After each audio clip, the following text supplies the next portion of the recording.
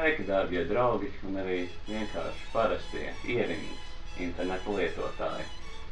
Varbūt būsiet ievērojuši, ka internetā izplatījusies kāda interesanta akcija, kurā kāds cilvēks izdara alus pudeli un tad nominē tālāk 3 cilvēkus, kuri arī izdara alu un katrs iesaka savus 3 draugus. Un tā izklausās pēc kādas alus firmas piramīdas schēmas. Nav jau stulbs jautājums, bija. Bet, lai nekā būtu, esmu nominēts, mani nominēja Roberts Biržnieks, un es jūtos glaimots. Es tiešām jūtos glaimots, jo alkoholu vai ko citu neesmu vēris jau 3 gadus, un beidzot man ir iespēja iemalkot, jo esmu nominēts. Alus akcija, fantastika.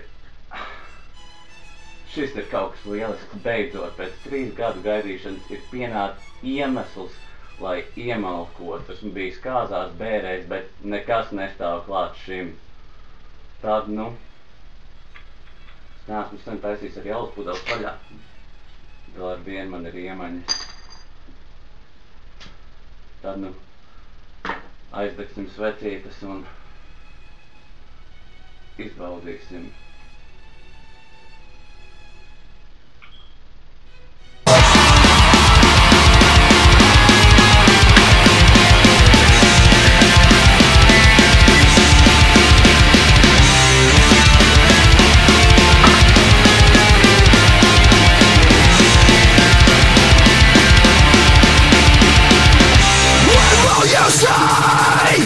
Words I scream for reality, not clean and free.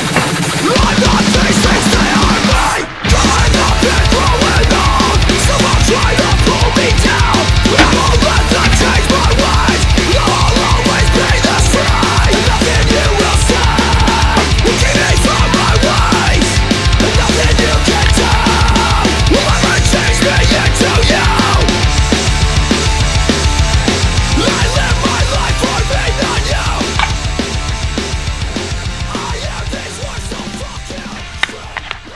Tad šī akcija man lika padomāt. Manuprāt, katrs 9. klases skolnieks ir spējīgs izlakt pudeli alus vienkārši tāpatās. Tas nav nekas ievērības cienīgs. Bet vai gadījumā labāk nebūtu, Nē, nav, jā. ja mēs, teiksim, paņemtu grāmatu vai 2 grāmatas vai 100 grāmatas un vienkārši tās izlasīt, vai mēs dalītos, teiksim, katrs izlasīt pa vienai rindkopai un padot tālāk 3 draugiem. Tas būtu inteliģentāk, bet vai tas patikt mūsdienu jaunatnē? Nē, tas nepatīk, un tas man padara nedaudz skumju.